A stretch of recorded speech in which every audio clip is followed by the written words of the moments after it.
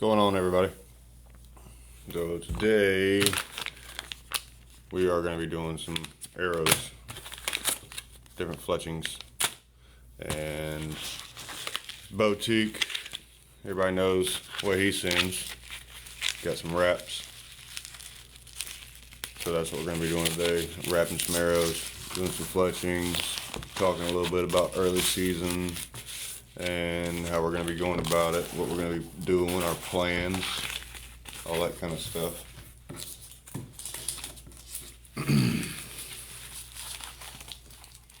What's everybody else getting into?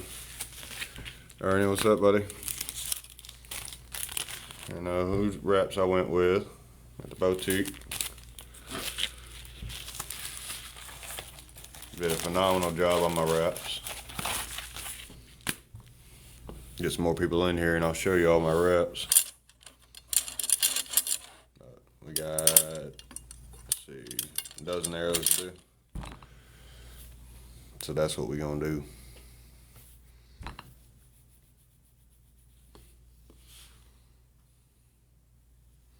Derek, what's going on? Bucket, what's up, buddy?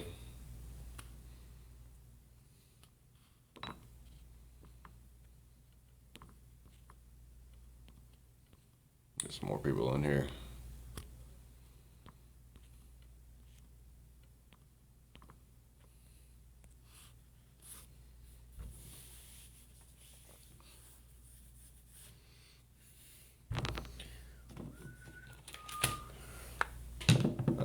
Can't do that yet. I gotta start wrapping these. What's going on, Red?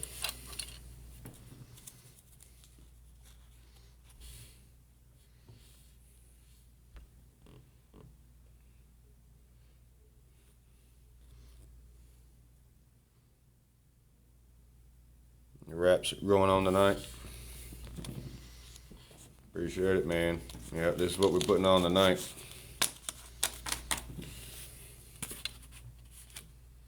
So we will see how they turn out. Going with the orange on the knock, rip TKOs.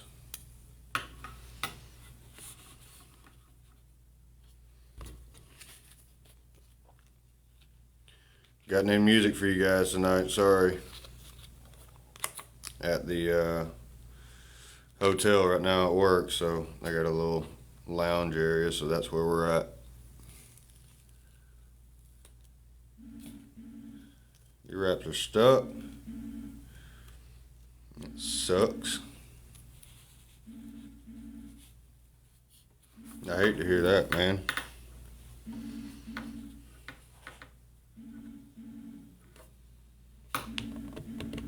I hate when everybody's stuff is stuck in shipping or something like that. That always sucks.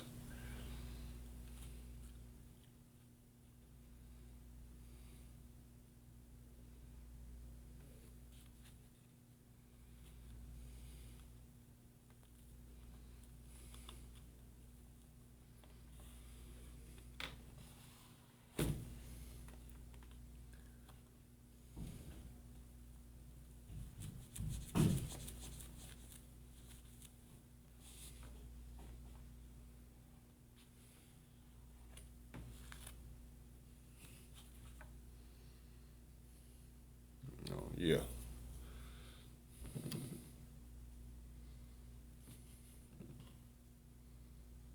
don't know how well anybody can see that, really.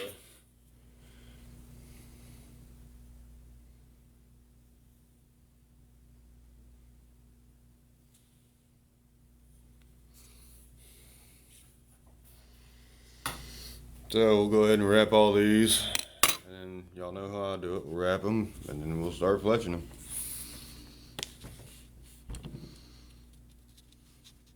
Oh, June 6th, I got you. I got you. Why don't you, there you go. Sent you an invite. Come on in here.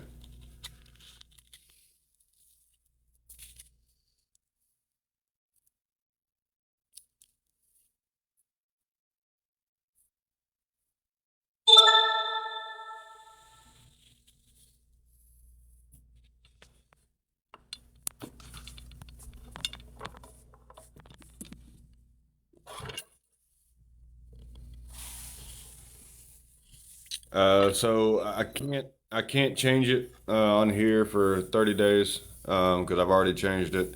But you can see it on my profile pic and the last little video I just put up. But it's Elevarch, Elevarch, Elevarch. Um, Elevate your archery, elevates your life, elevate your game, hunt elevated. So everything elevate. So yeah, the new one is Elevarch. Big shout out to Bergie for coming up with a design and honestly the name. And he helped me make sure that this one wasn't taken again. Just like the Knocked and Loaded, I thought was good, but he informed me that Bergie used to work for a shop in Texas that is Knocked and Loaded. So can't do that. But yeah, me and him. Yeah, I'm going to this week.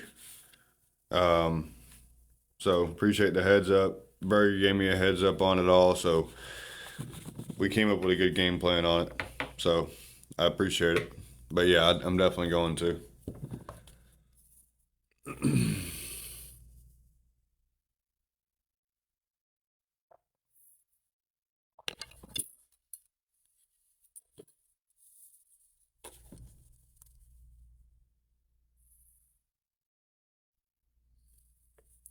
Nimrod, how you been, man? You been doing good?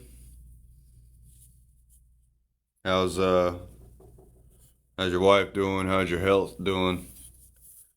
How's everything going with you, buddy?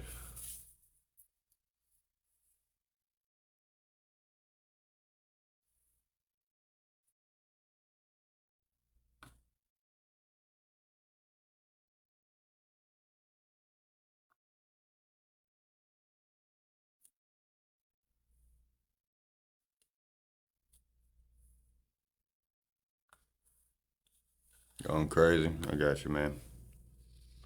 Yeah, it's a good problem to have, bus. Good problem to have in this industry. You know that. I shouldn't have to tell you that.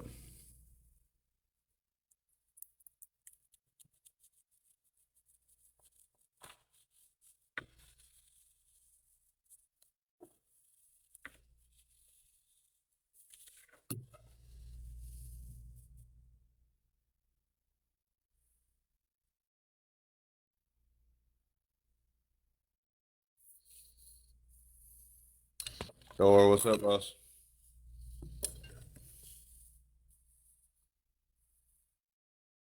Got three insert patents going on. I got you. Yeah, you sound busy too, buddy. I know Boutique, I'm sure is if he's in here, I don't know if he is or not, but I'm sure he's getting tired of me sending him different logo designs because I can't find a daggum name to get it that hadn't already been taken, you know. So, but I'm glad me and Bergie finally got one and came up with one, and I'm glad he helped me out with that, and I'm glad I finally got my design and my name picked out. But yeah, like I said, I'll change all my social media names to Elevarch. Um, I'll change it, once my 30 days runs up on TikTok and my 60 days runs up on Facebook. So for now, you get a pretty nice looking logo, but you still get the same old name for now. Shot my old Hoyt. Ricky had it out. Oddly enough, made my elbow quit hurting. Gotcha. Drew sent. Okay, sorry, buddy. Let me see here. What's up, brother? Hey, man. I'm glad you're getting in here and taking me away from this silence of just hearing I myself cannot talk. hear you at all. Well, hop back out and hop back in.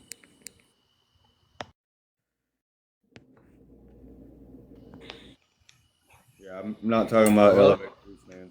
Hey, bud. Let me jump out and I'll be right back.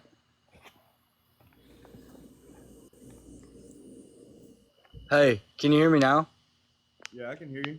I can't hear you though. Okay, get out. Can everybody else hear me? Can y'all hear me?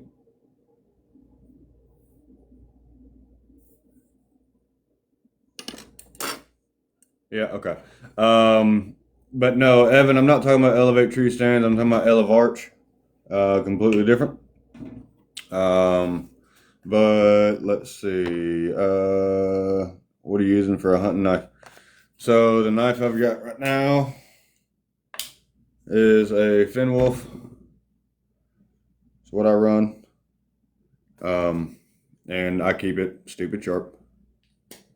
So that's what I use. It's actually sharper than my razor blades at the bow shop. So I use that when I'm, tying in, and anytime I'm, cutting serving, cutting string, D-loop, any stuff like that. That's what I use. I don't use any of the razor blades around the shop. They're too dull. So, but that is it.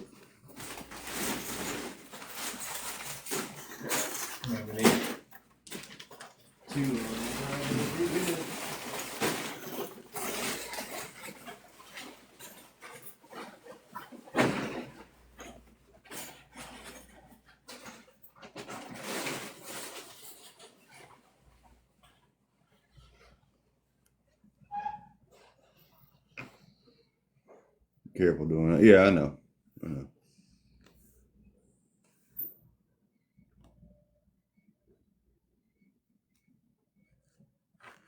Nice knife. I appreciate it.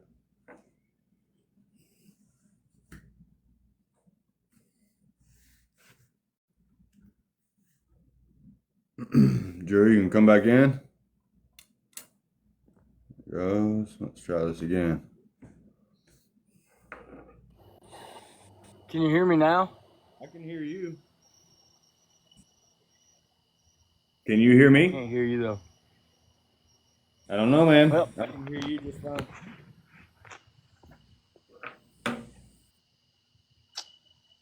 Yeah, I can't hear nothing. Hang on. Ah. You can't hear me? Hop out. Boy.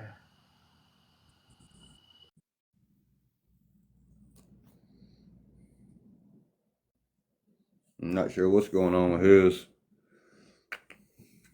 Y'all don't think there could be like a setting thing on my end, do you, for only hearing me when guests are in? Let's see here. No, I got no settings like that. Didn't hear nothing. I'm sorry about that, Drew.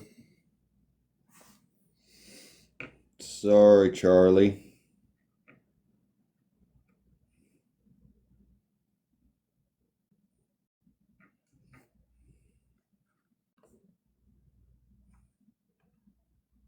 Anybody else want to try and come in here?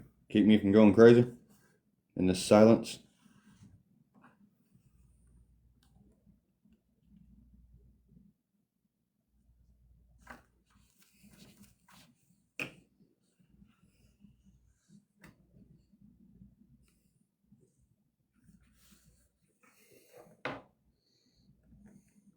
Oh, you got storms? I got you. Okay. It happened earlier today too. I got you. My bad, buddy. I'm sorry. How many people we got in here? 4, 5? Yeah. You get some more.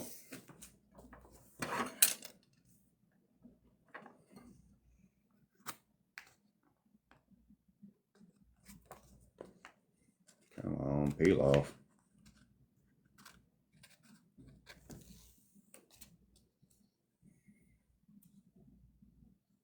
Mm-hmm.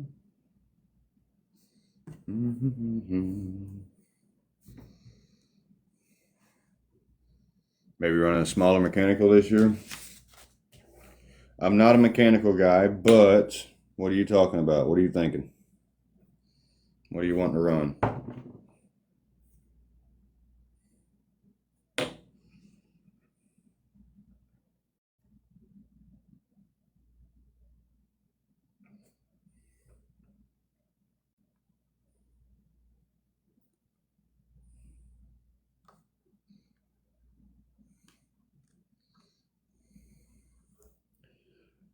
Dead meat or the Muzzy hybrid. Okay. Out of those two options, you're going to be better off with the dead meat.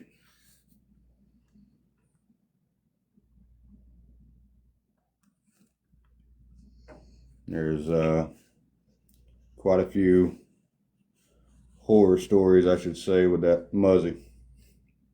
More so than most of your mechanicals out there. They're right behind the Rage as far as bad stories. So you got them. You got what? You got the Muzzies. You got the dead meats.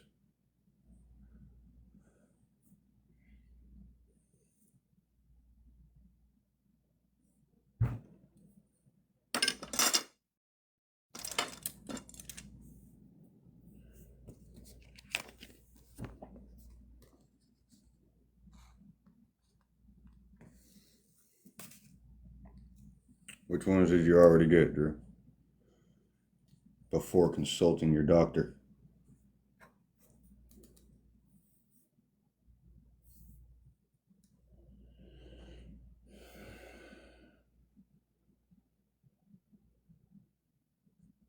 I got you. Okay. Yep. Sound like a lot of people I know. You been working on your draw any yet, bud? I know I'll give you hell about it, but hey, it's something that we all work on, buddy. Not just you. Am I getting any hats made?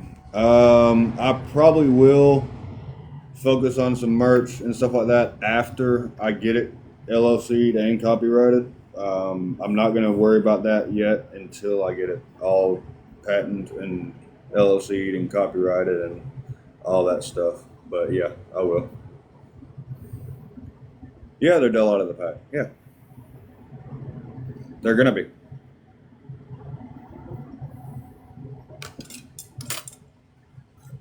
They're going to be.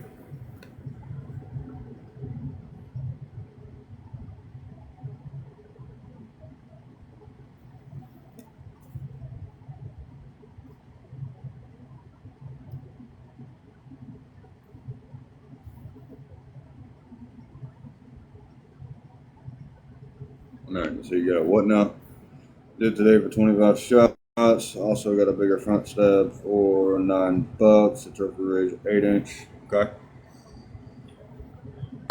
Well, at least you actually got a stabilizer this time instead of just that, factory vibration dampener, because there's a difference.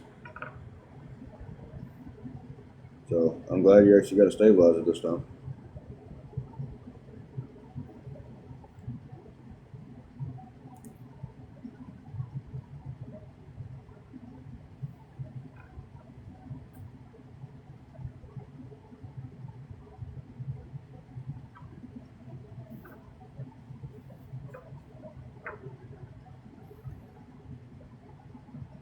That's good. I'm glad your pin flow slowed down. That's good, buddy. That's what you're after, is a slow pin, because they're going to move. You never have one that's still. As long as you can slow it down, you are golden.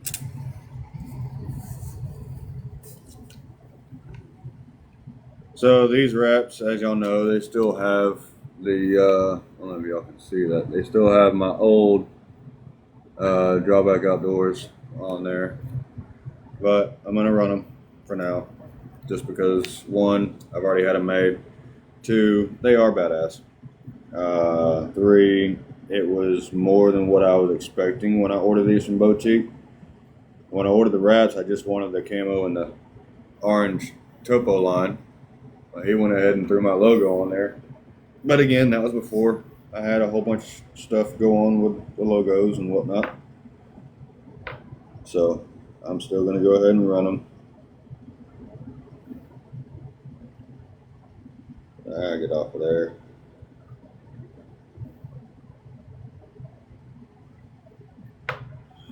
Unorthodox, what's up, buddy? How you doing today?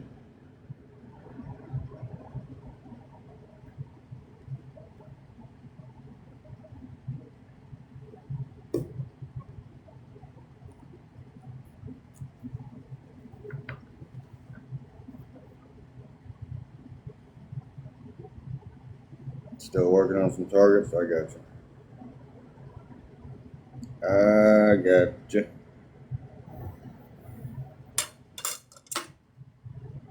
Okay, last one, and then we'll start flexing.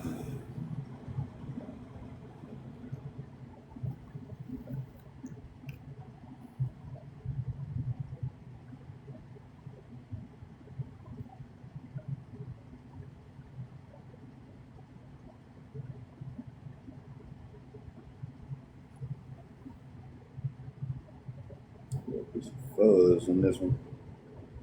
Get out of there.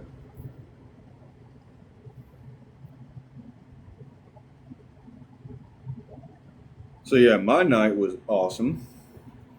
I drove from Panama City all the way up to Northwest Georgia to the house. 7-hour drive. And then unloaded the car and then drove another 3 hours back south down to Perry, Georgia. And didn't get here until 2 o'clock this morning. And then had to work all day out in the damn heat. And now I'm on here with you guys.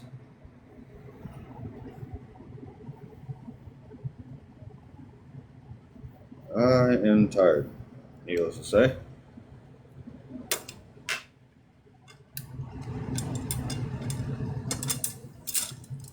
Okay. Now we got those done.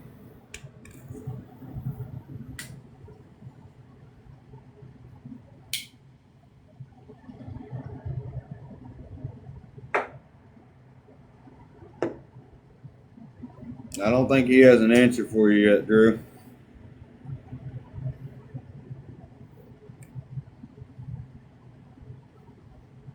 Just don't think he has an answer for you yet.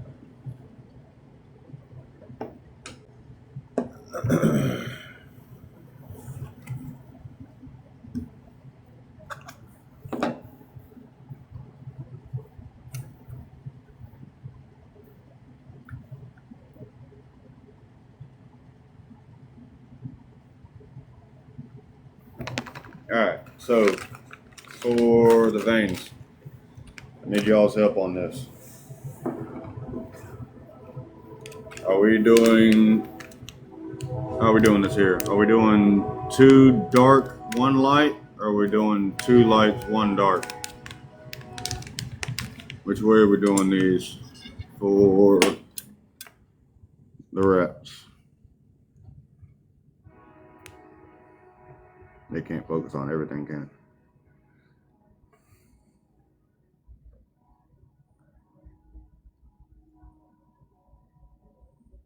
Two dark, 1 light. Okay. Alright, that's what we'll do.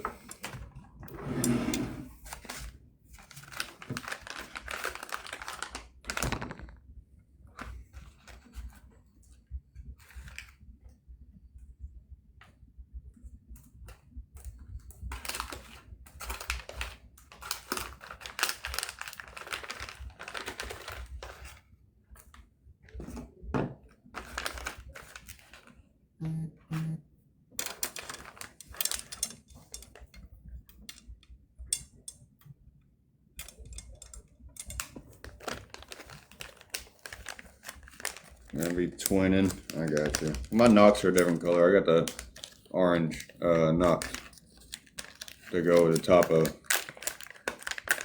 2 dark, 1 light. How's that door? Alright.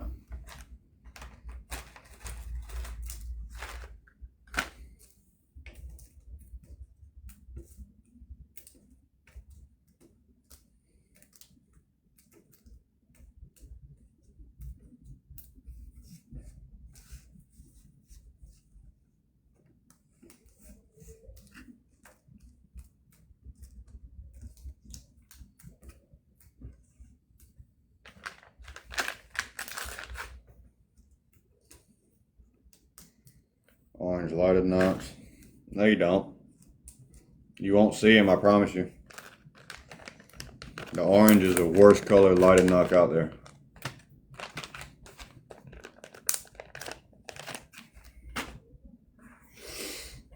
Promise you that, buddy.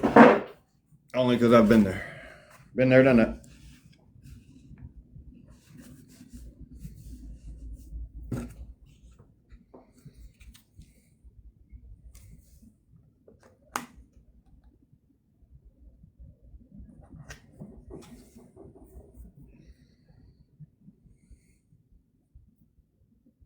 Green does look good.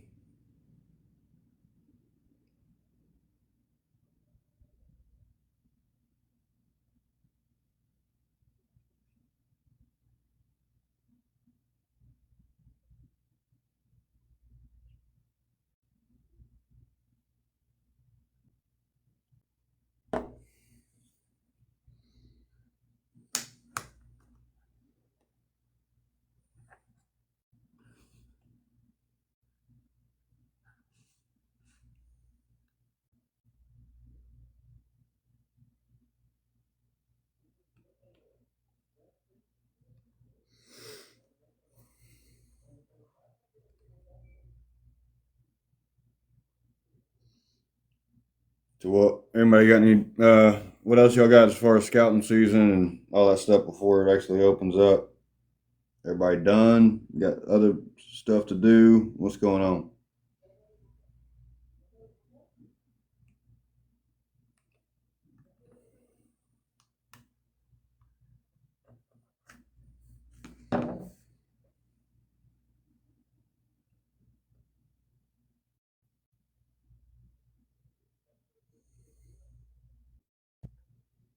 Oh, you had a couple show up. There you go.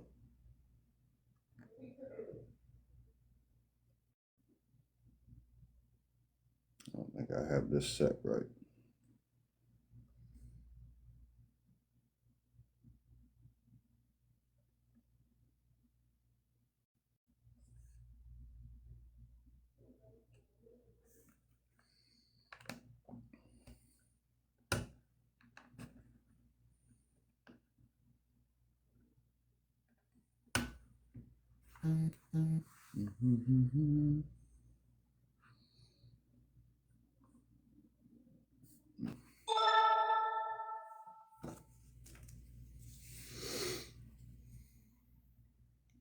Okay, cool deal.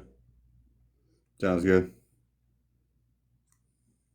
What the hell? I joined. That's funny. That's a good name. That's a real good name, actually. I like that.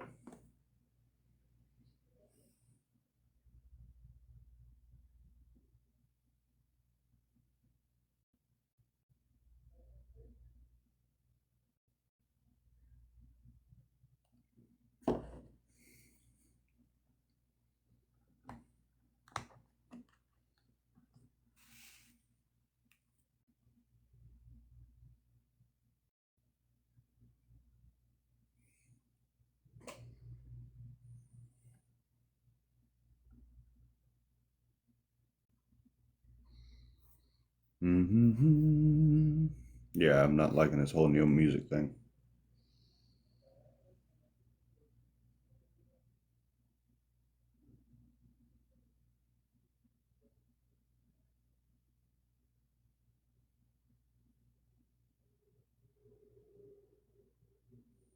Cold water. What's up, buddy?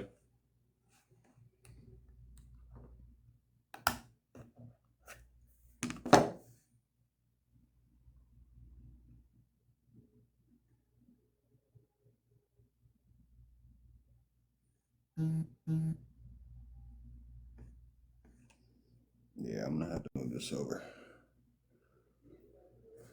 What's a good quiver that's a two-piece?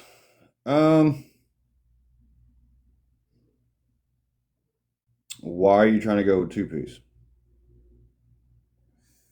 Just question.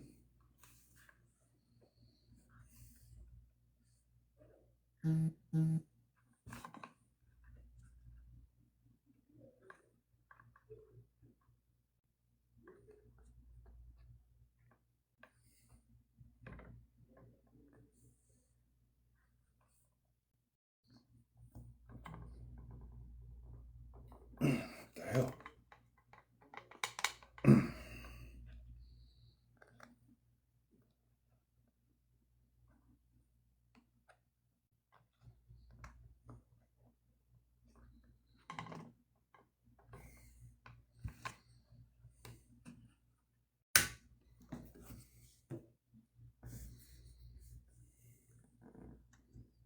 Get an answer.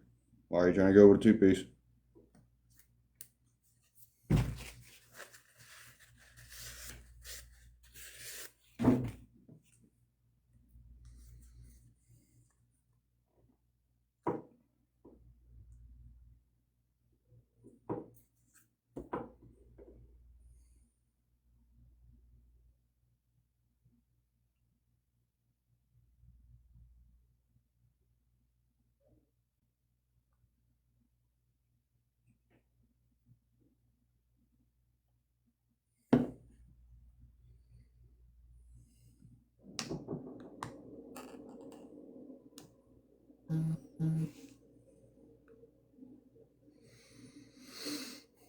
Something tied to the riser. You can get a one piece that's tied to the riser. A company called Tight Spot. It's a one piece.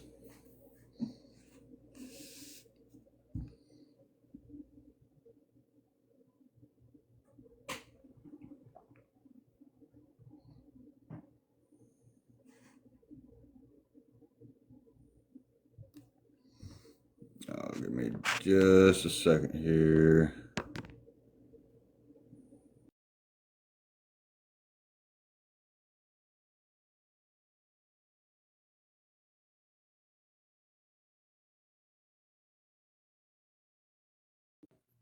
Okay.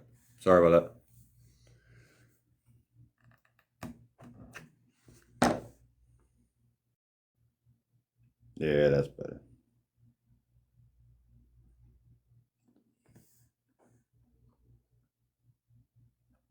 That's more better.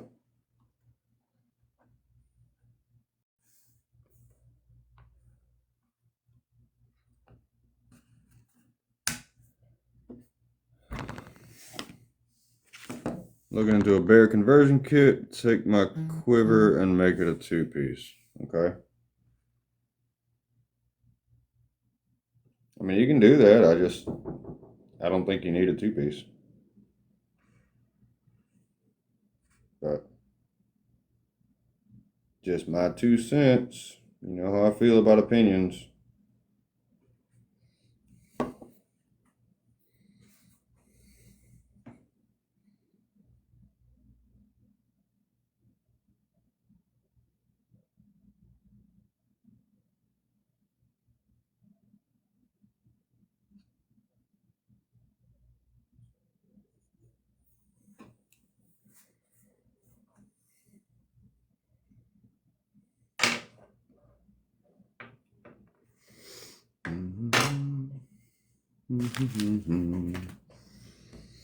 Looking good.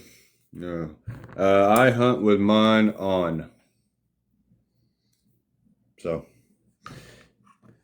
I always leave mine on, buddy.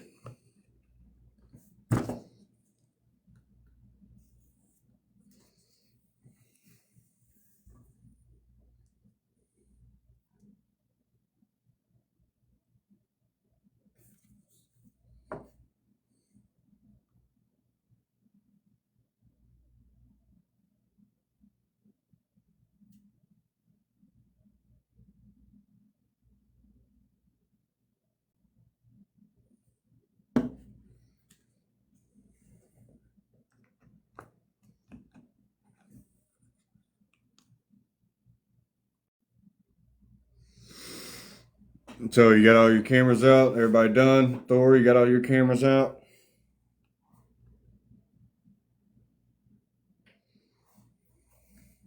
Kev, what's going on, buddy? Great White. Tom, I know you don't, man. You don't know how to respond to anybody, do you? I'm trying to get a plane ticket, trying to figure out how much it is to get up there. I need you to answer me back so I know which area I'm going to. Please.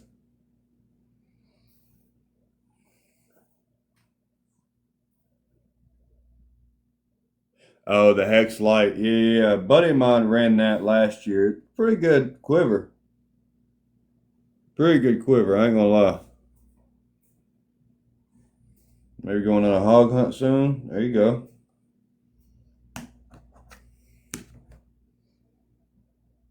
Can't go wrong with a good hog hunt. That's cool.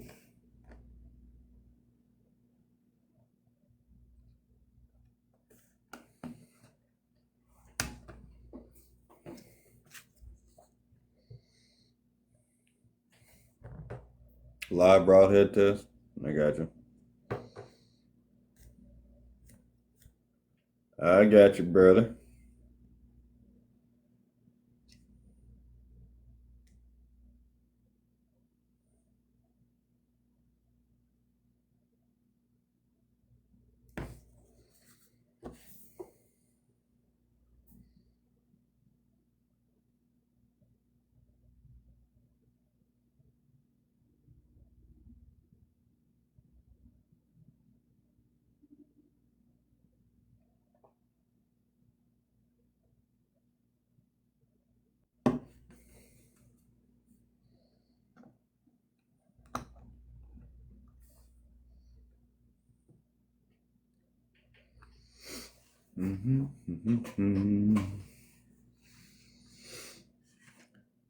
So,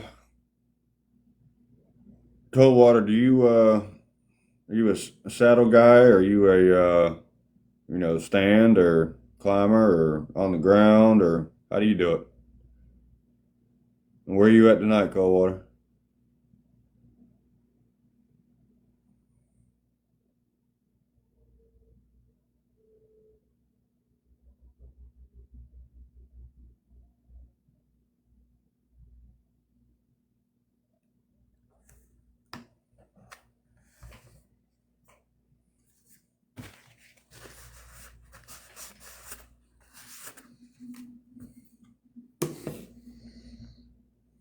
Climber guy, you want to do saddle? I got the perfect saddle finally. I just read your thing. I got the perfect saddle for you. Absolute perfect.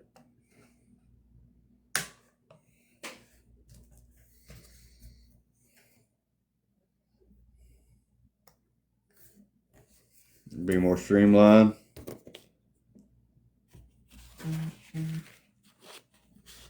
Palmetto flats. Okay. So you need to look into the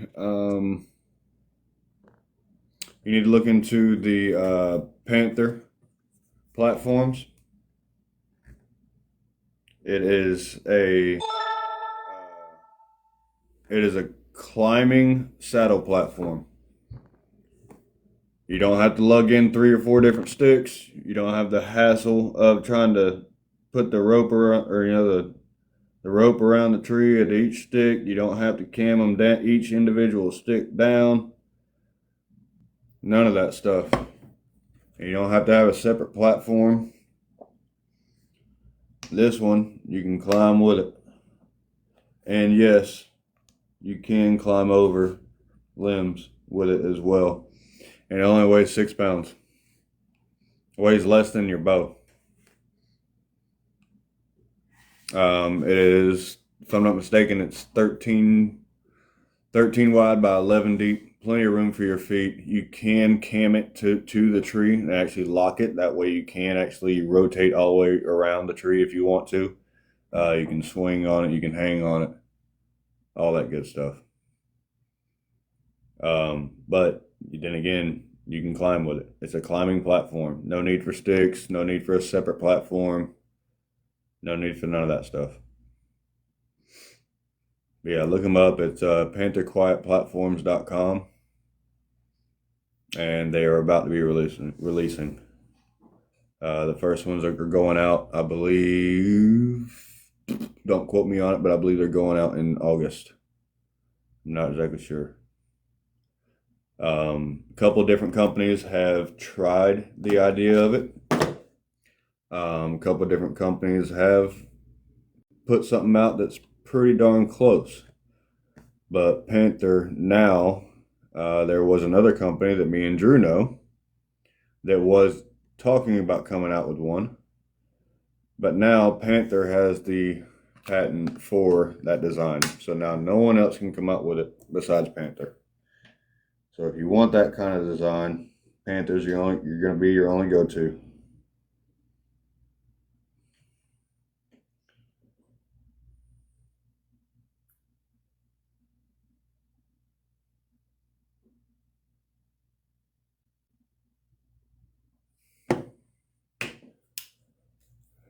Nope. No one else can do it but Panther.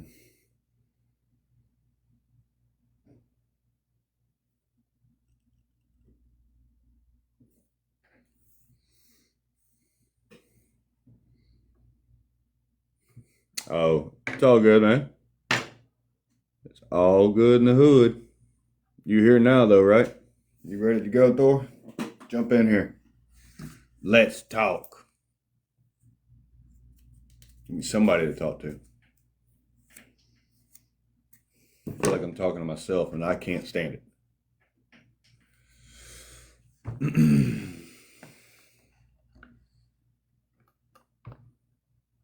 Good and bad. I think it's a good thing. Me personally.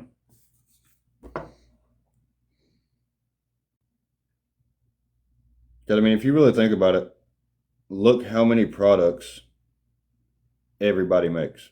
That's the same exact thing.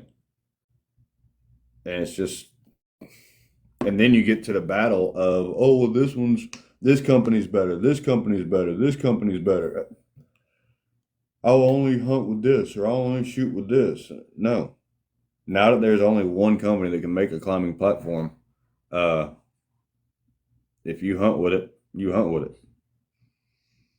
Panther platforms, there they are. There they are. Speaking of them, speak of the devil. I was actually just talking about you, just talking about your platforms and what all it can do, how much it weighs, and the fact that some people say it's a good thing and bad thing that you're the only one with that patent. I think it's a good thing because then you don't have the division inside the same community of, oh, well, I shoot with this company, or I hunt with this product that's made the exact same as this company's product, and you don't have the company diversion. You're the only one with it now. So if you want to hunt that way with a climbing platform, guess what? We all hunt the same, or if you take 3 people and they all use a climbing platform, we know which one they use. So there's no way for any, diversity in the archery community with that. So I absolutely love it. Thor, you want to come on in here? Thor, what's going on, buddy? Oh, here you go. There you go. Yeah. What's going on with you, Daddy? Oh, not a whole lot. Dealing with trying to get the house cleaned up. Hold on a second, actually. I've got to deal with the dog now. Oh, of course you do.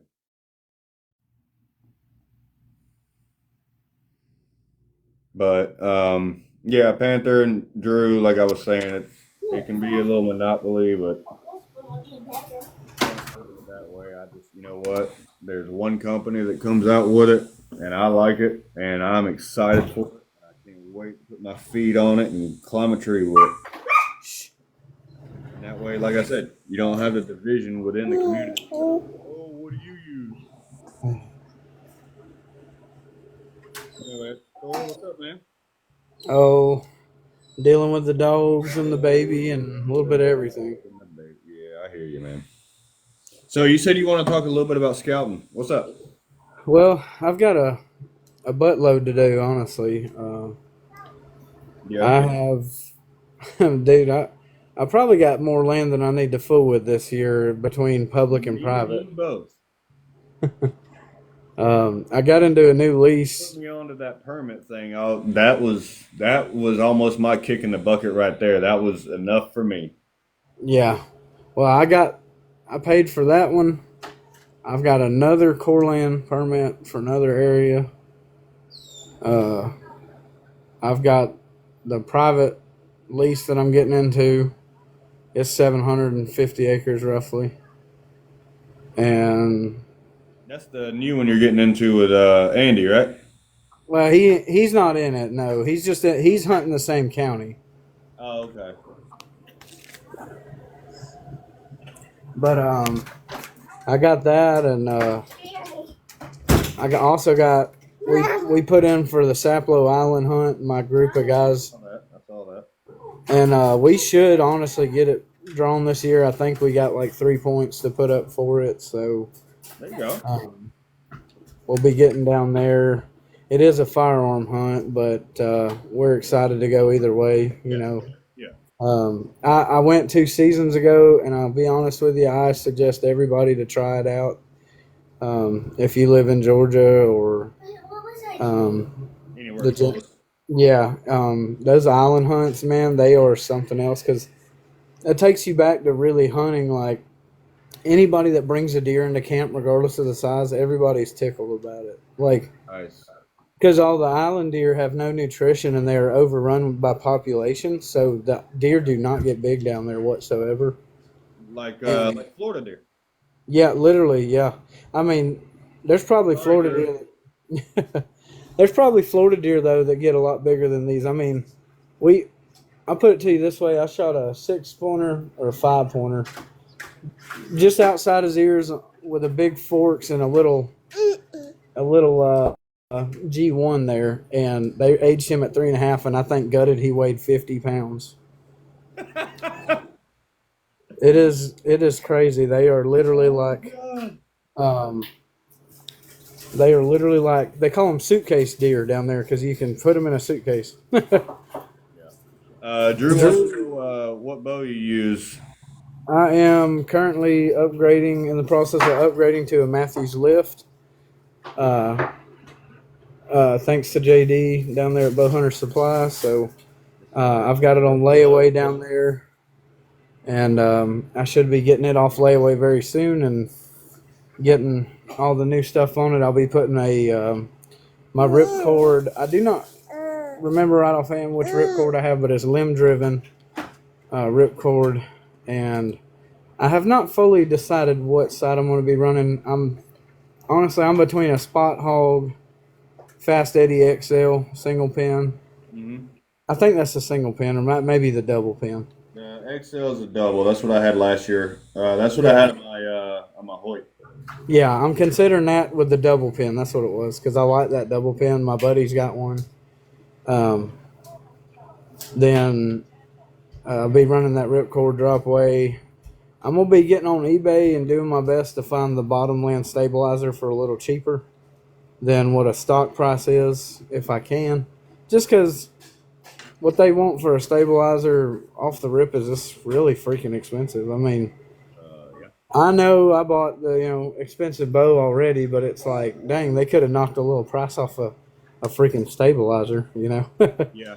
um, and gonna be doing the same thing with the Matthews quivers. Gonna be looking for the bottom lane quiver too. But you did notice, and you even said something at the shop that Bowhunter Supply, we do have the cheaper of the quivers and the stabilizers pricings.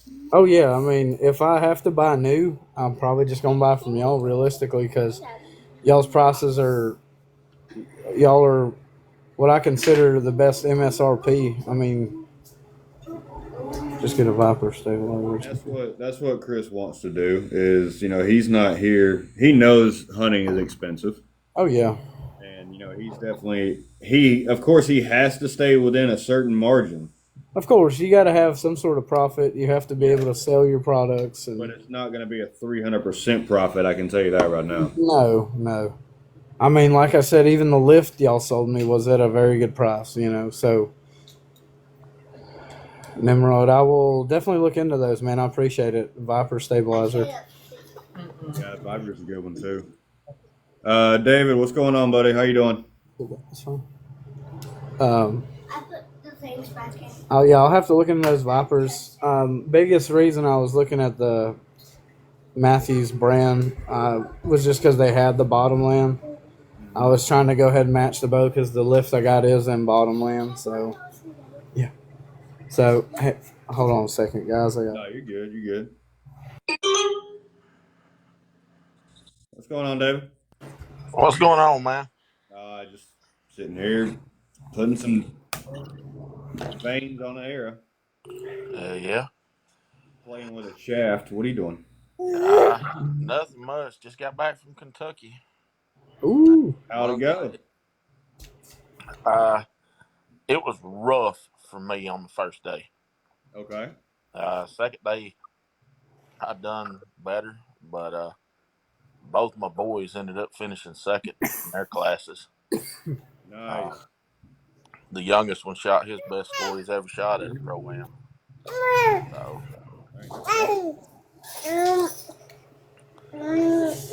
I shot my best score the second day, but the first day was rough, dude. I got you.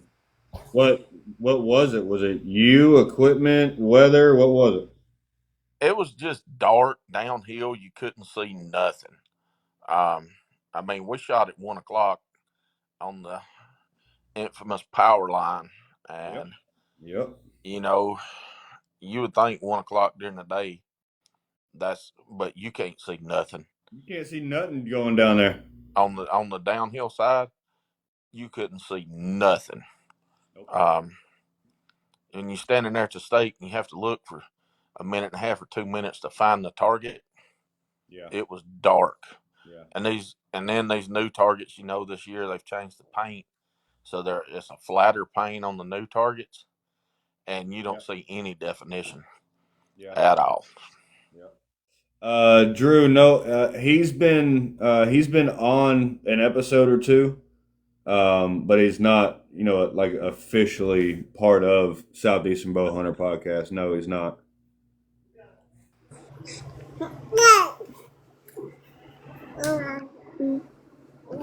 No, I'm. So, what are y'all? Thor, do you have anything else going on scouting wise you wanted to talk about? Um, sorry, I got a baby laughing in my arms. She, She finally saw you. yeah, pretty much. I was I don't know what I did with I don't know how I got rid of oh, there they are. I accidentally swiped over.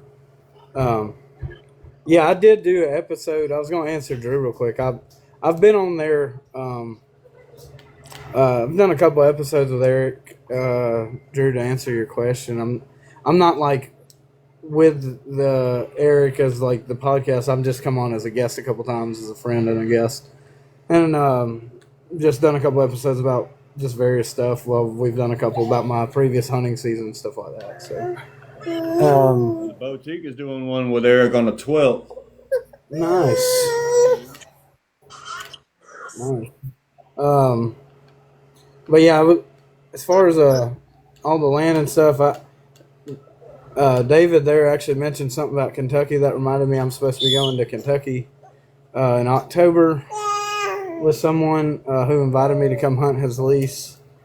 Somebody I've known for a while, really nice guy. So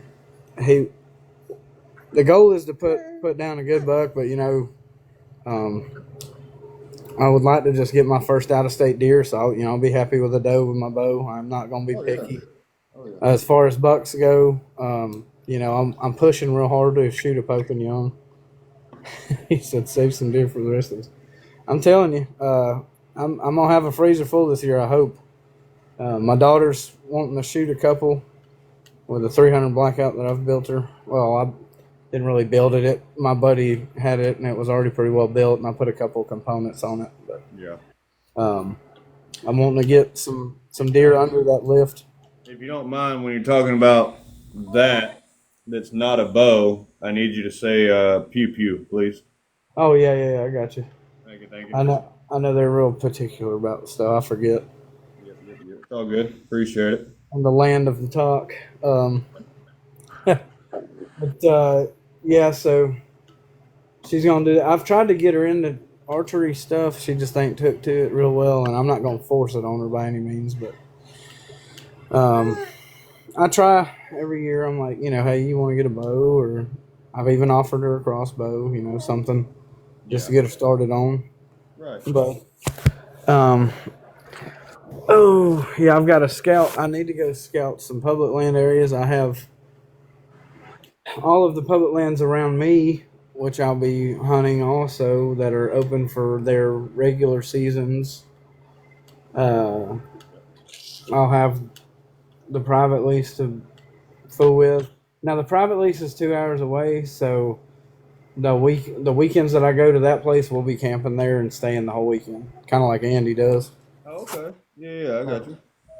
I think before it gets super cold, late November and all that, I'm gonna take the kids down and we'll do a weekend.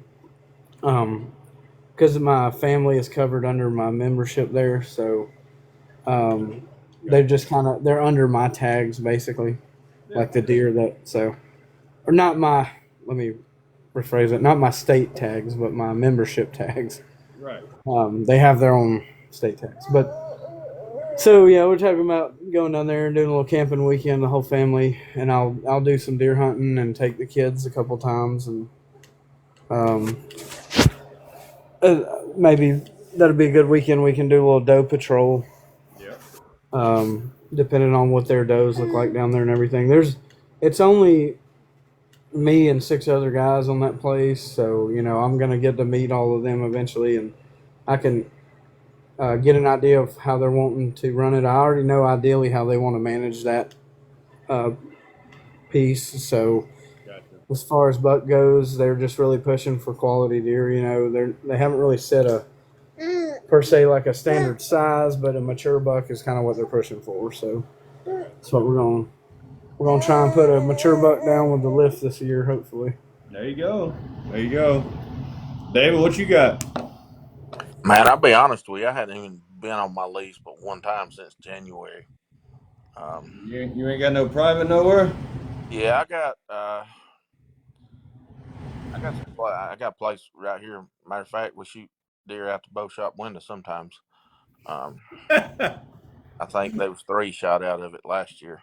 was about to Um, say, I know you got some private somewhere because I know you got one of them tied up in the backyard. and then I'm on a You got lease. that big 180 out there tied up. Shoot, not around here. I got you. Um, but then I got a lease. I just haven't been on it since January. I hadn't stepped foot on it. Yeah. Just with all these, usually the weeks we ain't shooting somewhere, I'm on call the first, February through August. Yeah. That way I don't have to watch call from How's September through January. how's your little shop doing? I doing pretty. It's pretty busy for this time of year, actually. Um, Okay, that's good. um, Mostly got a lot of crossbows I'm working on right now. Yeah. Changing strings and stuff like that. Evidently every shop don't do crossbows. So what I'm We got we're a dealer for Excalibur crossbows. hmm And so I've got quite a few on the shelf ready for strings. So I definitely know what you mean there. so yeah. A lot of these guys is bringing them to me. Is like, man, a lot of bow shops won't even work on them. They ain't got the presses to work on them, but Yeah. I got a last chance crossbow press along with my regular bow press. So Yeah. Same here. I just, whatever somebody needs, that's what. Done a bunch of arrows, probably, I don't know, 8 or 9 dozen before we left Yeah. Thursday going to Kentucky. So I want to get all that caught up and everything out before we left for 3 or 4 days. Right. Right. I got you. Well, David, Thor, have y'all how much saddle hunting have y'all done? Oh, I ain't never done it. I'll be real with you. I do a lot of climber hunting, and Okay. I hunt out of a summit most of the time because I'm a bigger fella, and Right. it's just kind of what I've always done. I got you. Yep, I'm typically ladder stand, lock on. I've never been in a saddle. Both of my boys hunt out of saddles. Um, the oldest one, he's been out hunting out of a saddle for 2.5, 3 years now. Um, Okay. Okay. he absolutely loves it. Says he don't get busted near as much during bow season Yep. by being in a saddle. The youngest one, he got his saddle last year, so he's been in it a handful of times during bow season. Um, when they're hunting with the cordless hole punch, they typically hunt out of a ladder stand or a climber, but with a bow, they're saddle hunters. What your oldest? What kind of saddle does he run? Uh, I'm gonna be 100% honest with you. I don't know what brand his is. Uh, Okay. the he bought it from one of my buddies. The youngest has a cruiser. Okay. Okay. What about the platform side? Like what he stands on the whole time? You know what he's running there? I think both of them are running that cruiser saddle or that cruiser platform. Okay. Um, Okay. and, So I know that they're all a lot of the saddle hunter guys are, kind of stuck on their ways. But if you could just do me a favor, have them at least look into the Panther platforms. It is a climbing platform where you no longer need to haul in a whole bunch of sticks and ropes and all that other kind of stuff. You I can seen that the other day. climb it. Yeah. I'm gonna have to look into that one. You definitely need to look into it. Unorthodox, you in here? Yeah, I'm here. There you go, buddy. All right, so yeah, look into it. That sounds like up my alley. It's right up my alley. Once I found it, I said, "You've got to be kidding me." But yeah, it weighs 6 pounds. It's, if I'm not mistaken, which is less than what most of our bows weighs. Yeah, Um, not mine, but I carry a boat anchor around. yeah. But it is 6 pounds. It has the Kevlar belt system to where you're not messing with a cable or anything like that, like your typical old school climber. You can actually get around limbs and over limbs with it. You can actually cant it like you do with a normal platform, so you can actually lock in. Because you know me, I've done saddle hunting with a climbing platform. But once I get to a limb with a standard climbing platform, I can't get around that. Yeah, But with this one, you can. And you can actually, a climbing platform, once you stand on the side of it, you're going down. It's not a matter of if, it's a matter of when. So, but this one, you can actually lock it and cant it or cam it, I should say, just like a platform, and it locks in to where you could stand on the back of it and it will not budge. okay. Yep. That sounds interesting. It is really interesting. I believe it is, don't quote me on it, but I believe it is pantherquietplatforms.com. I actually think Panther's in here. He may be able to just type their website in here for you. But they are going to be releasing very soon. And I am stupid excited to try it out. I will definitely have to take a look at it. Yeah. I'm probably not going to be getting any new equipment this year at all. Just 100% because I'm getting married in August, and that means I'm going to be poor after August. Which, of course, right after August is. Yeah, exactly. Yeah. So you said you're working on a target. I have been preparing for this the last 4 years because I have been buying all the cool toys for all the things I wanted to do up till now. We used that term a minute ago. I have been really getting into the cordless hole punchers, especially the scary ones that the other guys don't like. And so I've been doing that a bunch. Yeah. What you said you were working on some targets earlier, buddy. What are you doing to them today? So what I was doing, I was actually on live doing it earlier. But what I was just grinding down some targets that I had foamed up and whatnot like that. So I don't think there's going to be anybody in here. Nah, there's not going to be anybody in here that's going to be at the Texas State Championship, looks like. So I have no problem saying it and spoiling the surprise. So I've been wanting to do this thing for a while. At Texas State, the last 2 years, we've done it this way, but we've always done it this way at World, is we have 2 separate courses. Normally, the way our courses work is we have a 15-target course. You go out, you shoot the 15 targets, you come in, eat lunch, we do a ministry, and then you go back out and shoot the same range. For Texas State, because they have their own set of targets now with TK score rings, they're able to set up their own range, and they wanted to do a double range. So okay, hey, just like every weekend, I'm going to bring my targets down there and set up one range because they've already got one range set up. And World is at my house, so I have always had time to do 2 ranges where you go out, you shoot one range, you come in, eat lunch, we do the ministry, and then you go to a different range, and you actually get 30 separate shots at the World Championship, and now at Texas State as well because they have their own targets. I've been wanting to do this for a while to people just to mess with people's brains.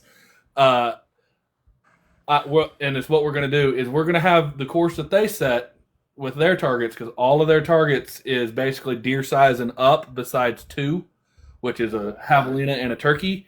Everything else they have is deer size and bigger. So we're going to set one course deer size and bigger. I am bringing only small game. The other course is going to be turkeys and raccoons and rabbits and javelinas. The entire course. So we're going to send some people to the big game range and some people to the small game range. They're going to come back at lunch and meet in the middle, and then they're going to switch ranges. And the people that is coming off the big target range go, man, that wasn't too bad. There wasn't a single turkey out there. That wasn't too bad. And the other guys are going to be sitting there with a 1,000-yard stare, like, what just happened? Man, I can't remember the last ASA I went to. It was another qualifier, and they had David. I think you may remember it. It was the one I actually met you at, but it had the 47.5-yard javelina. I was like, "Are you kidding me?" Like, the furthest target on the range is a freaking javelina. That's the way in Kentucky this past weekend. Yeah. The Wolverine is set up behind a tree with a big root ball coming out and logs behind it. Oh, good Lord! In the dark, you couldn't even see underneath it. No daylight underneath it. Nothing. I mean, it took forever. And see, that's my biggest problem with that. The javelina, I've kind of learned it now. As far as like what I look for. But with the Wolverine, that one still, I hate it. Because, that upper and lower 12, or especially that lower 12, runs right through that color change between black and brown. And I'm typically a lower shooter. So daggone much. So, Coldwater, the platform. Okay, so some of y'all are going to be having some sticker shock. But if you really think about it, it ain't bad. It's $3.99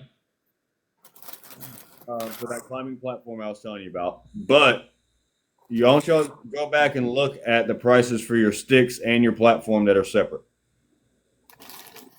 Yeah, that's really not bad. I mean, yeah, $3.99 for one that will a platform and a climbing device that you never have to carry anything else in.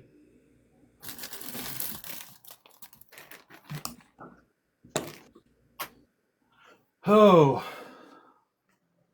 And the really cool thing about it is I was watching some of their videos on it. The guy, Greg, and his son, Seth, are the ones who design it. But they use a cinder when they're going up and down. So he'll climb up with it just like normal, but he's already got that ascender up there, set above him. So when he comes down, he literally just locks it onto his feet like you do a climber and rappels down the entire tree in just one shot. He's down at the bottom in like 2 seconds. Okay, that's cool. Yeah, y'all need to go and watch some of their videos on YouTube, and definitely check out the website and check them out. It's called Panther Stands or what? What is it again? Panther Platforms. Panther Platforms. Yeah. Let's see here. We need to plan a way for a lot of us TikTok archery people to meet up. Yeah, we definitely do. If y'all wanted to come out, I'm actually working on something similar to that. this year, but I've so far I've only invited local guys I know could drive. But I've been inviting some local TikTokers to the World Championship. I got you. I got you. And So if you want to come out to Oklahoma at the end of July, so, I mean, my biggest thing with the travel is like, yeah, I can make it to David's house. Yeah, I can make it to Thor's house. But a lot of these TikTokers, I mean, yeah, I was 2 hours away from Drew last week. But I mean, a lot of this TikTok little family that we got going on, for me, is almost unfeasible because y'all know my schedule. I'm only home one day a week. mm-hmm. And sorry, I love y'all, but not that much. That's my family day. That's my one day. I get that. So everybody else wants to meet up and go have fun. Yeah, bye. just think about me. I can't do it. I'm sorry. I will be there in spirit, brother. I'll be there in spirit. That's it.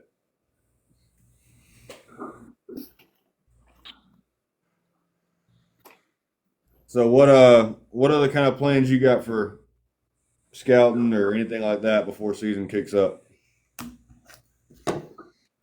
This year, I don't think we're doing a whole lot different this year. Just like I said, getting married in August, so that's killing a whole bunch of time. Well, that's something different. You didn't do that last year. Or Yeah. wait, did you? Nope. Not that I'm aware of. It was supposed to, but Yeah. things got delayed. Yeah. How's your old lady liking that new bow, by the way? She's still shooting it?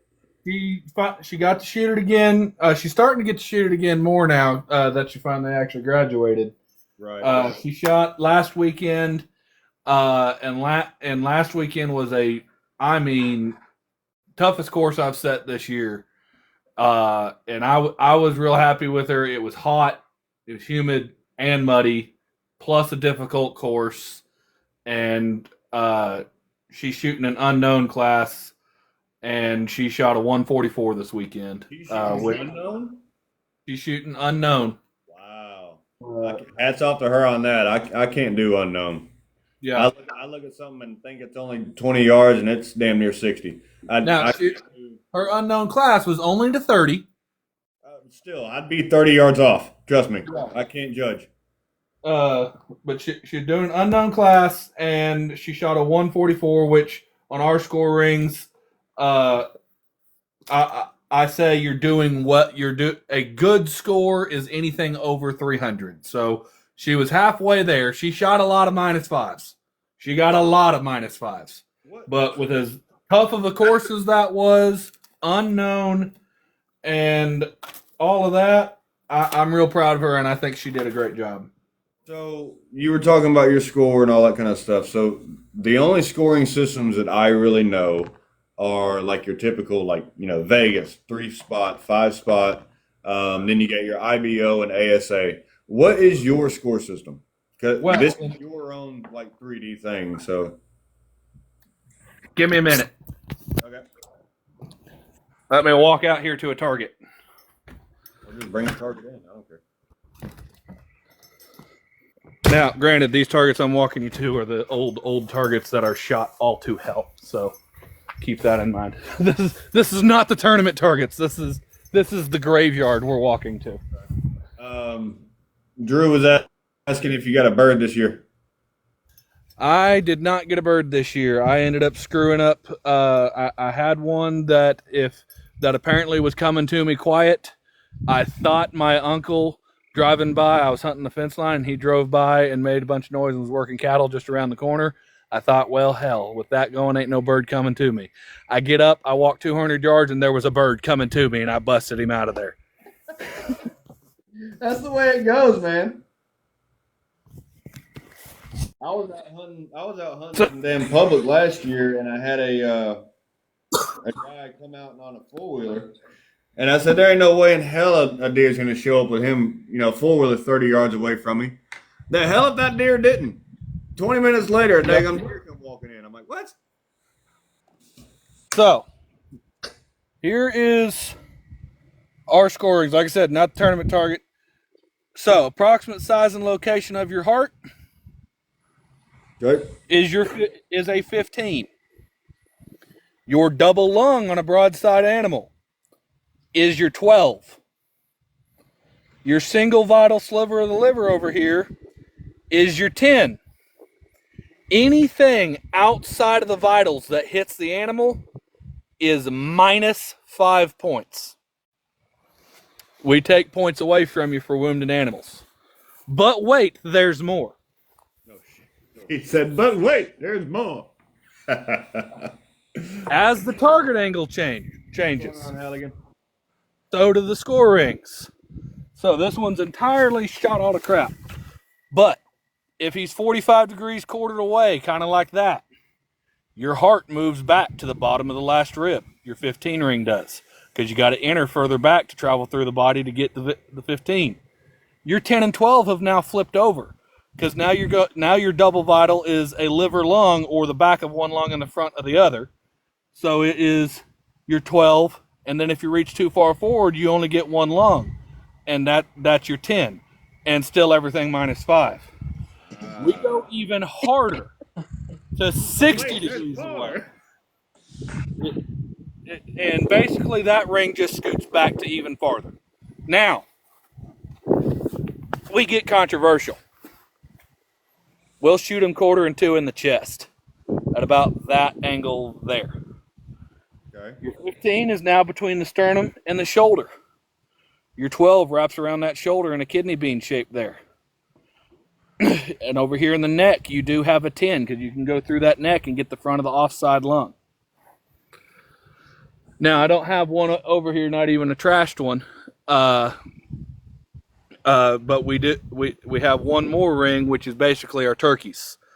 And our turkeys, there is no 12, there is no 10. It is a 15, a minus 5 or 0, and you basically have a baseball to hit. Right? And it's where the vitals on the turkey actually are. You follow that drumstick up, and I mean, right behind that is where the vitals on a turkey sit, is right behind that. Now, yes, I agree. Our score rings are called TK, stands for true kill. And I agree, it is a very true kill to take the head off of a turkey. However, foam doesn't hold up to that, so I ask people not to shoot turkeys in the head and only shoot them in the vitals. So, how much research have you done as far as you being, as far as what I know, the only damn person out there running targets with the TK scoring system? Yeah. Well, we are definitely the only one doing it, because we hand draw all those rings. So when is mass production going to start selling? So we are working on making a template. We've got 3 or 4 different materials that we are trying to get. It is not going to happen this season, but before the next 3D season, so during deer seasons when we're going to work on this, we're going to try and have a template for those 4 score rings plus the turkey on deer size animals, to where you can order a template, and then a template set for at least a deer, and be to put those on there. Eventually, we will go through and do all different sizes, because unlike the ASA rings, that that 10 ring and the 12 ring's the same size, whether it's a javelina or the other. No, a deer 15 ring's this big. A javelina is about that big, because his heart's smaller. Yeah. And don't even think about a raccoon's 15 ring who's about that big. Yeah, that's just a luck shot. I don't care who you are. Yeah. Trigger just asked, when's the next one? The next one is this next weekend in Paris, Texas. So that'll be the next one, and then the last one for the season this season that's on the official schedule. There might be a couple of more. The last one for people to come to is the World Championship in Ada, Oklahoma, and that is July 27th and 28th. That one, if anybody wants to come to one of my events, we don't do qualifiers or anything like that. Anybody can come and shoot for a buckle and shoot for the championship. Just pay your entry fee. Yeah. And if someone was gonna like fly out to shoot a Deerman's event, come to World. Come to everything else. I'm setting up Saturday morning because I'm the only one with these rings. I have a trailer I pull all these targets to, and I'm setting a 15 target course that morning. It's why we do the 15 targets, shoot them twice, because I physically can't set 30 targets that fast. Yeah, exactly. But at World, it's at my house, and this year I have damn near 2 months to play. Nice.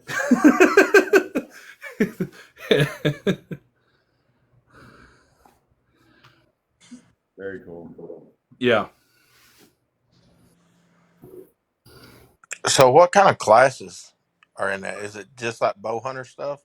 So we have currently 14 classes. All of them, yes, primarily are towards bow hunting.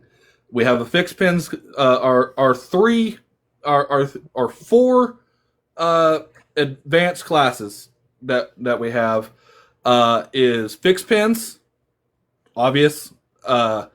Open, which is again obvious, run whatever the hell you want to run, but a lot of people are running still hunting equipment and winning because the other thing we do is we lean around trees, we shoot off our knees, we shoot out of ground blinds. It's all hunting situations. I basically, the way I set our targets is I'm not telling you should take this shot. I'm telling you that's a 180-inch deer. And at that point, we will all probably do things that we swear we wouldn't. So let's practice that iffy shot on foam instead of flesh and blood. So there is no I think I. Yeah. So Drew was asking a question. What about broadheads? Broadheads are no field points only. For now. But the other classes is rangefinder, which is just like open, but you get to use your rangefinder. That is our only compound bow advanced class that you can use a rangefinder in. The other three are all unknown yardage. Fixed pins, open, and rangefinder are all at 40, and then we have a single pin class. And it's one of our most popular classes because a lot of people hunt this way. It is a maximum of 30 yards. You're not allowed to use a rangefinder, and you get one pin, and you're not allowed to move it. So it's not a dial sight. It is a fixed single pin, and you got to play Kentucky windage. A lot of people set a 25-yard pin and go to the woods, and hey, if he walks under 30 yards, and if he's standing at 30, I'll hold a little bit high and let him have it. Yep. If he's in here close, I'm going to hold a little bit low. Yep. And that's really cool, man. Yeah, that class is one of our most popular classes, and I have so much fun doing this. I've done this my whole life, and I just have so much fun doing this. I honestly almost enjoy setting up and running the event as much as I do shooting it. Yeah, I wish they definitely had something like that around here. That would be slick.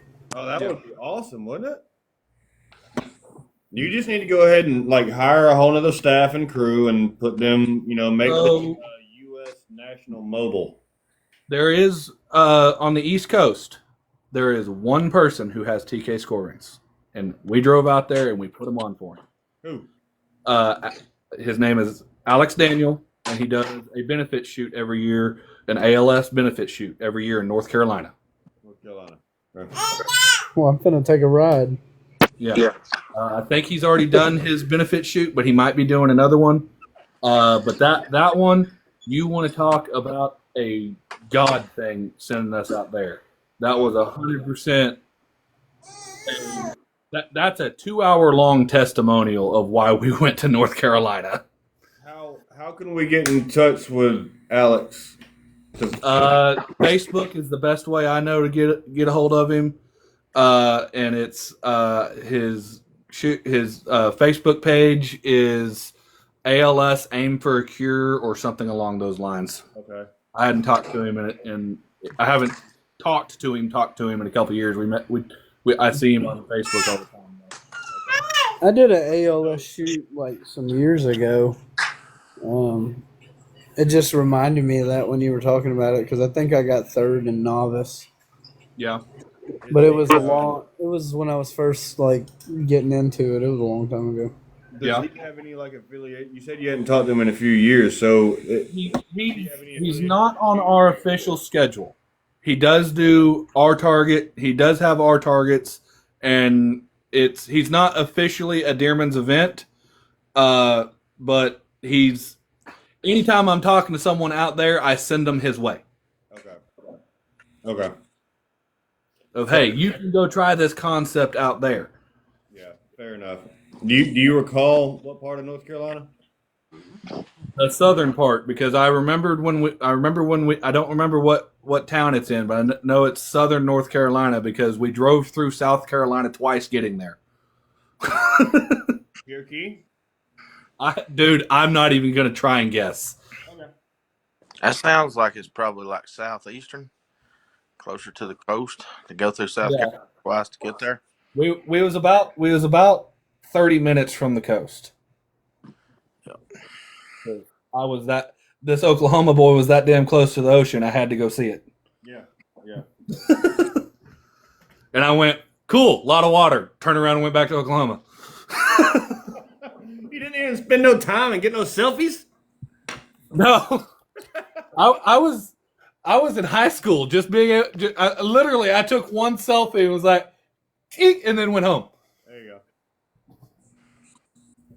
I was in high school at the time. I didn't have a thought process of that kind of stuff at the time. Right, I got you. Someone come pick me up. We're going on a trip. Hell, yeah, Drew. I would say so. But I'm not going south just to go back north again. If anything, you're gonna have to come pick me up. Yeah. Well, that actually does sound really, really cool. Yeah. So at World, the other thing I get to do is because I have time to play, I get to set up some scenery shots too. Yeah. I'm not going to do it this year because I've done it the last 2 years, but I got I actually have 3 of them, but I got the big Delta grizzly bear that's on the log roaring at you. Okay. I got him, and I took him off the log, laid a Mackenzie elk, bugling elk down, shoved an arrow through the vitals of the elk, painted blood all over that, and then I made a blood trail from the back stake all the way to that grizzly bear, and I had that grizzly bear up on top of that elk roaring at you, and you shooting him in the chest, where it looked like you made a good shot on this bull, but the grizzly found him first. Yeah. So now you gotta take care of the grizzly. Now you gotta take care of the grizzly because he's done seen you and he's pissed. Dude, that's awesome, man. You think of some of the most realistic situations and make it a target, and that's awesome. Another one I did last year, or not last year, but year before, is I built an entire campsite and then completely trashed it and put 3 black bears in it. I had an old ice chest that I didn't the one target you shot because you only shot one of the bears. The one you shot, the little honey bear from Reinhardt that sits on the stump, I took him off the stump and put him on a milk crate and set him inside the ice chest. You can't see the milk crate sitting in the ice chest, and you're shooting him in the chest where he looks like he's sitting in your ice chest looking at you like, what's up? So you had to shoot him in the chest over the ice chest. I'm working on getting goose targets.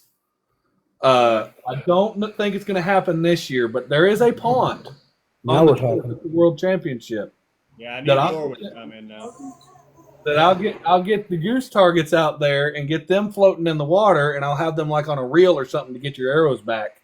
Oh, that would be sick. Throw every freaking goose decoy and duck decoy I have in that pond. Let's go. Okay, what if you miss? Don't. Yeah, don't. If you miss, your arrow's floating.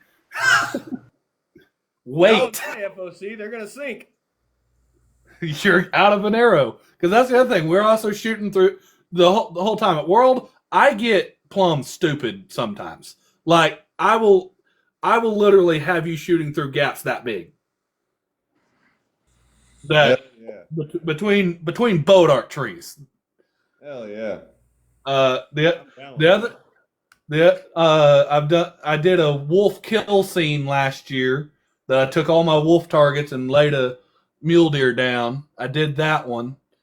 Uh, so I did a mule deer scene that I thought turned out really cool. So you've been shooting in the timber this whole time, and the lane comes out into a field, and the field has a road going down it and up on top of the hill, like 90, 100 yards up there. I moved one of our deer feeders up there, and then painted a bunch of white-tailed does to look like mule deer does. And they're at like 90 to 100 yards up there in the wide open. Everybody would get there and see that first and go, what the hell is he thinking?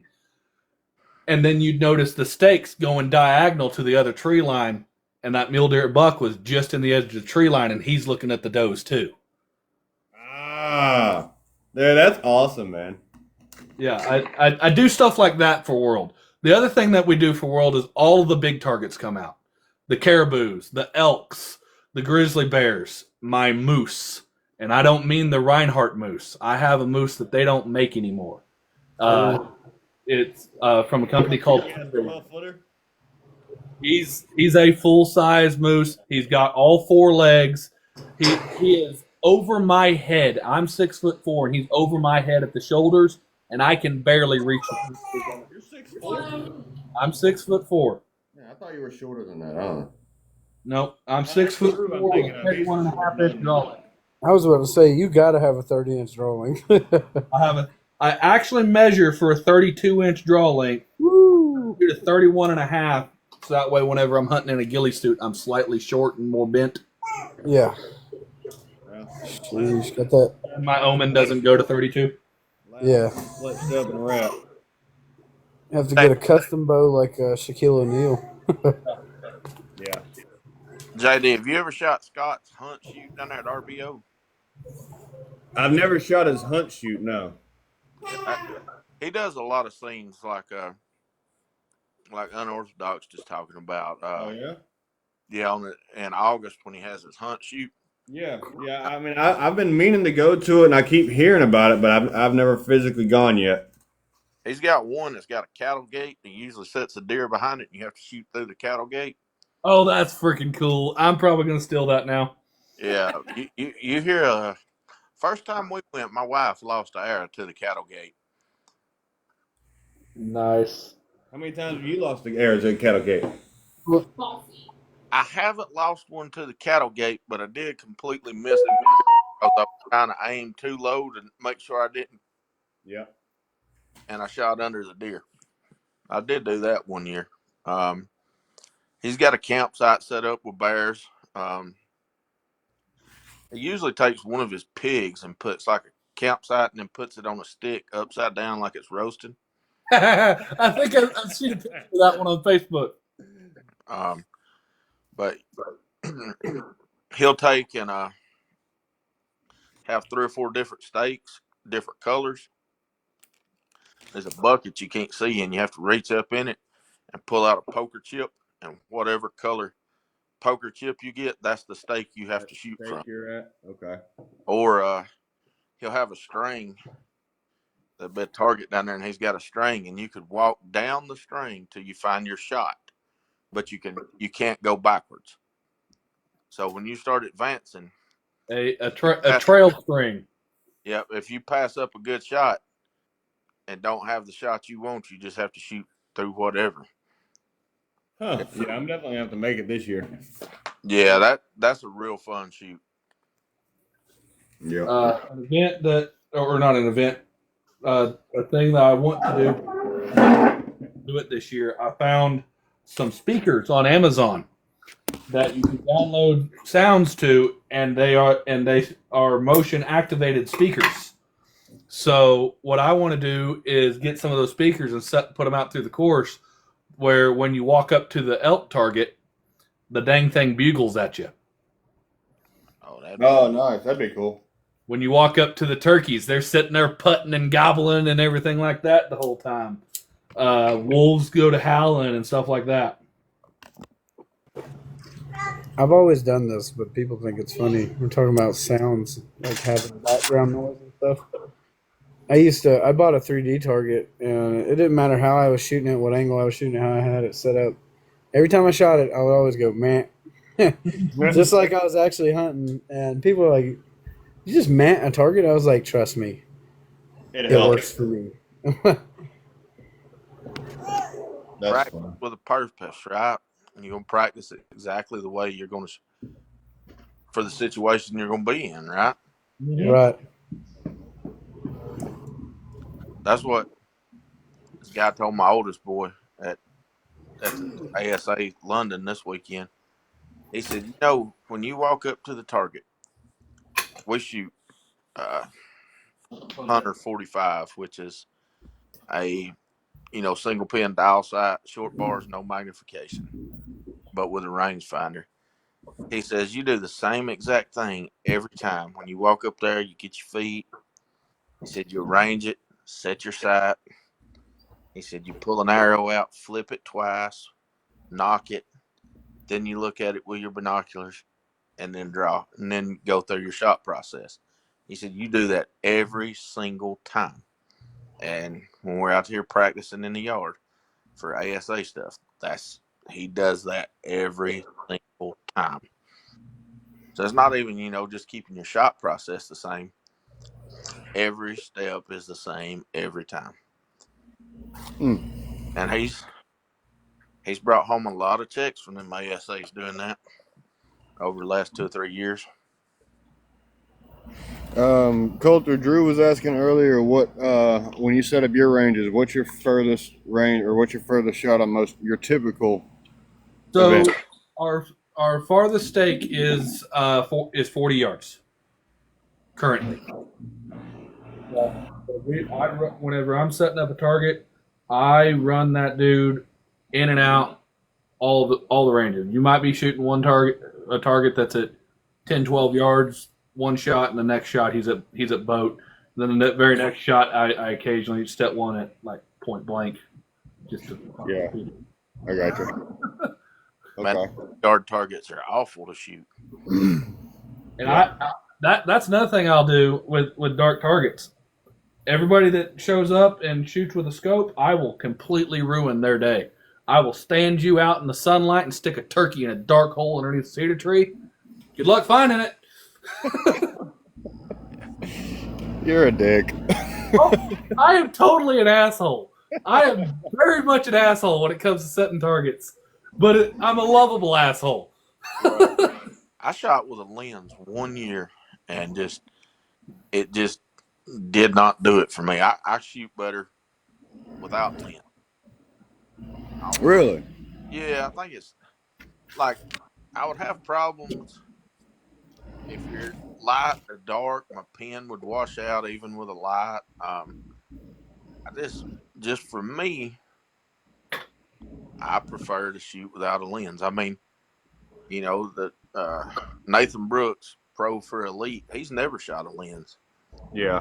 Been in a whole lot of shoot offs, made a whole lot of money doing it. I mean, you know me. I run it a little different. I'll run, and what lens I found, I kept playing with lenses and lenses and lenses and lenses, and what ended up working for me on the ASA, side of it was a yellow lens, and I never went over a 4-power. Anything over 4-power, it too much for me. I just couldn't do it. My eyes couldn't handle it.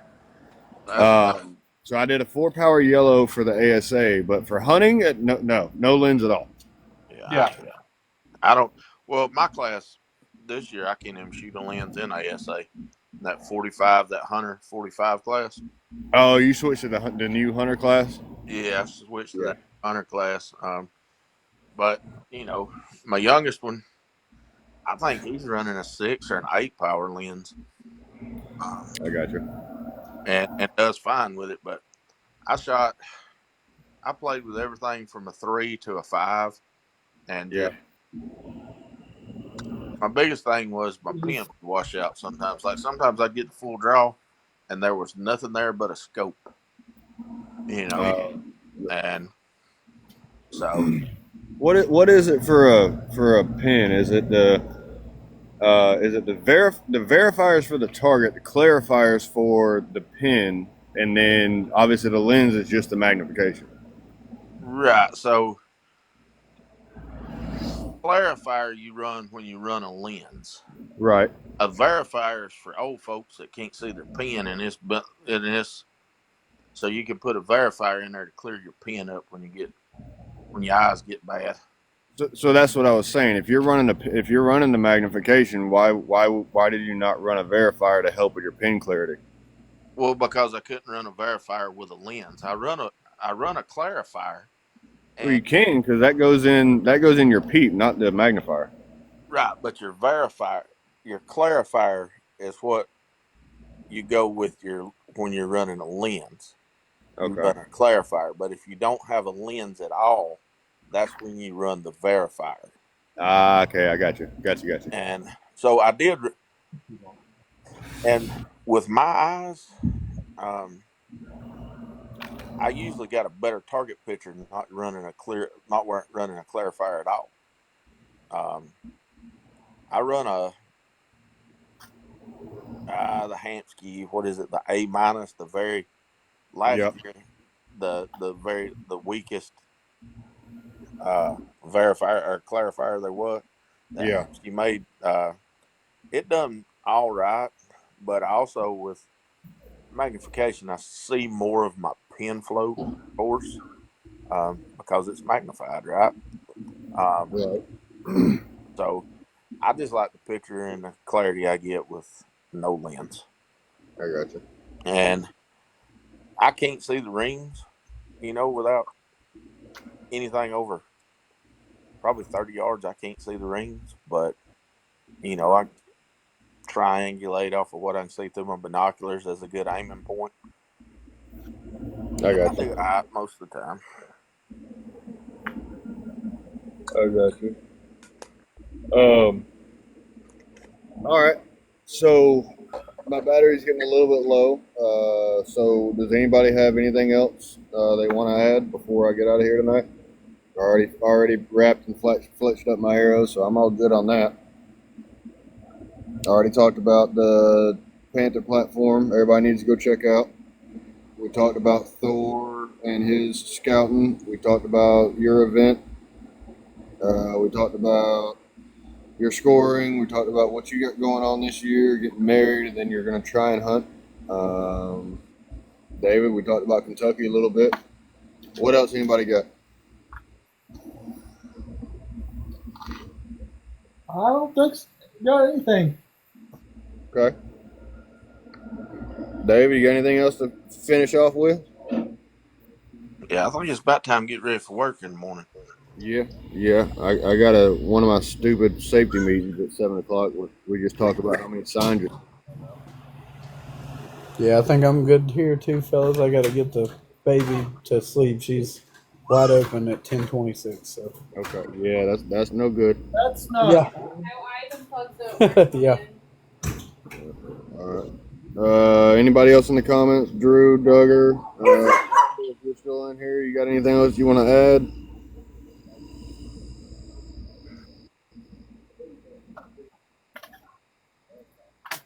No, Drew just liked the video. All right, that's cool. Appreciate the like.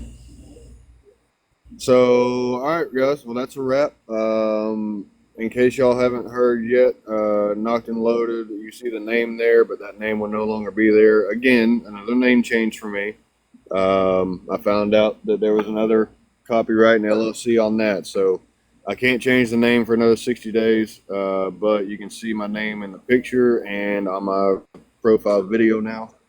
I will be getting that licensed and copyrighted and all that stuff, and I'll be doing merch and all that kind of good stuff later on. One day you'll get it figured out. I got it figured out now. Me and Bergie, he actually sent me a message and was talking to me about it, and me and him both got online and started double checking everything before we, came up with this name and decided on this name. So kudos to Bergie. He helped me out pick this new name. So, Yeah. but that's all I got going on. But that's it, guys. Down to 15% of battery, so I got to get out of here. Drew, shoot straight, fix your draw. Unorthodox. Everybody else, we'll see y'all. Bye. See ya, man. Appreciate it.